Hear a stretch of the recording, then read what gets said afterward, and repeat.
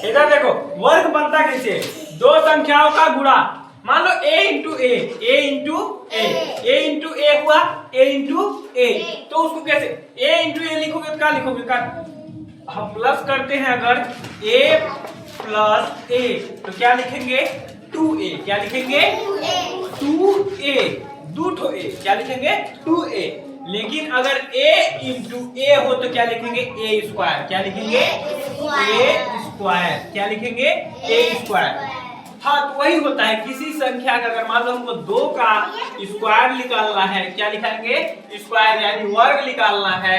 क्या बोलते हैं इस वाले चिन्ह को क्या बोलते हैं, वर्ग बोलते हैं। क्या बोलते हैं, वर्ग बोलते हैं। तो किसी भी संख्या के ऊपर ऐसा लगा है तो उसके ऊपर क्या लगा है, वर्ग लगा है। तो 2 के ऊपर वर्ग लगा है तो 2 का वर्ग कैसे लिखा देंगे 2 इंटू 2, यानी इसका मतलब यह है कि यह संख्या 2 ठो है, यह संख्या 2 ठो है। तो क्या हो जाएगा 2 दूना 2 दूना 4, ये हो गया। घन का मतलब होता है जैसे मान लो a into A into A, a into A into A, तो क्या आ जाएगा a के घाते 3, a के घाते 3 यानी घन।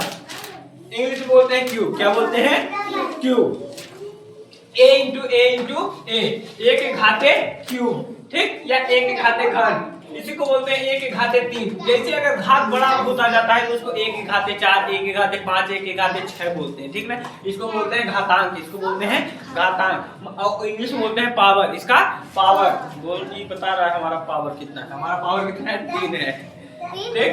हाँ तुम लोग को पावर ही बोलेंगे इसको, ठीक। इसके पावर में कितना है 3 है, इसके पावर में कितना है 2 है, ठीक। तो इसी को बोलते हैं तुम लोगों में क्यूब और हम लोगों में घन, हिंदी मीडियम। तो ये हो जाएगा a इंटू ए बराबर कितना हो जाएगा a क्यूब। मान लो 2 का हमको क्यूब निकालना है, कितना हो जाएगा, तो ऐसे लिखेंगे हम 2 इंटू 2 इंटू 2 इक्वल टू 2 दूना, और यहाँ हो गया 4, अब 4 दूना तो आ जाएगा 8, क्या आ जाएगा 8। इसी तरीके से होता है। ये हो गया, समझ में आया। अब तुम लोगों को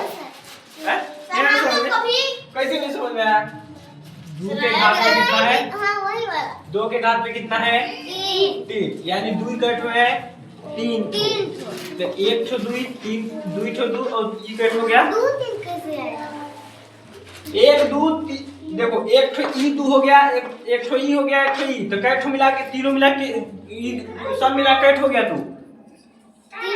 3 ठो, तो वही तो लिखा है 2 के घाते 3, 2 के घाते 3। अब इसका गुणा में है तो गुणा करो 2 दूना 4, अब 4 का यहाँ अब मल्टीप्लिकेशन नहीं किया होगा, अब 4 यहाँ 4 आ गया तो 4 दूना 8, अब 8 आया तो हाँ, तो 3 का करके दिखाओ नानी।